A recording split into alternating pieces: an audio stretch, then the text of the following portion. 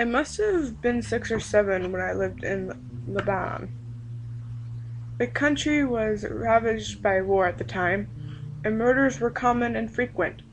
I remember during a particular vicious era, when the bombings rarely stopped, I would stay at home sitting in front of my television watching a very, very strange show. It was a kids' show that lasted about 30 minutes and contained strange and sinister images.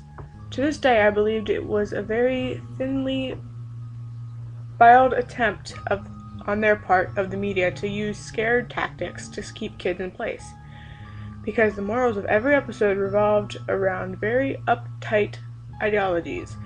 Stuff like, bad kids stay up late, bad kids have their hands under their covers when they sleep, and bad kids steal food from the fridge at night.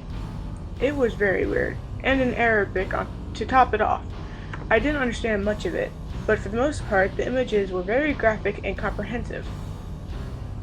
The thing that stuck with me the most, however, was the closing scene. It remained much the same in every episode.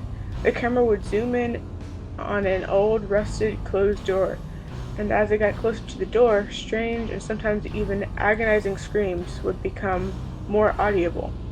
It was very frightening, especially for children's programming. Then a text would appear on the screen in Arabic reading, "That's where bad kids go." Eventually, both the image and the sound would fade out, and that would be the end of the episode.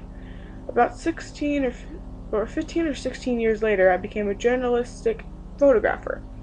That show had been in my mind all my life, popping up in my thoughts. Eventually, I had enough and decided to do some research. I finally managed to uncover the location of the studio, where much of the channel's programming had been recorded. Upon further research and eventually traveling on other sites, I found out it was now desolated and had been abandoned after the big war ended. I entered the building with my camera. It was burnt out from the inside. Either a fire had broken out or someone had wanted to incarcerate all of the wooden furniture.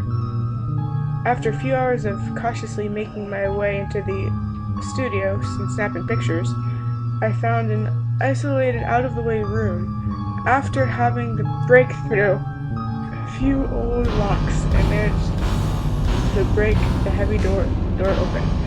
I remained frozen in the doorway for several long minutes. Traces of blood, face, and tiny bone fragments laid scattered across the floor.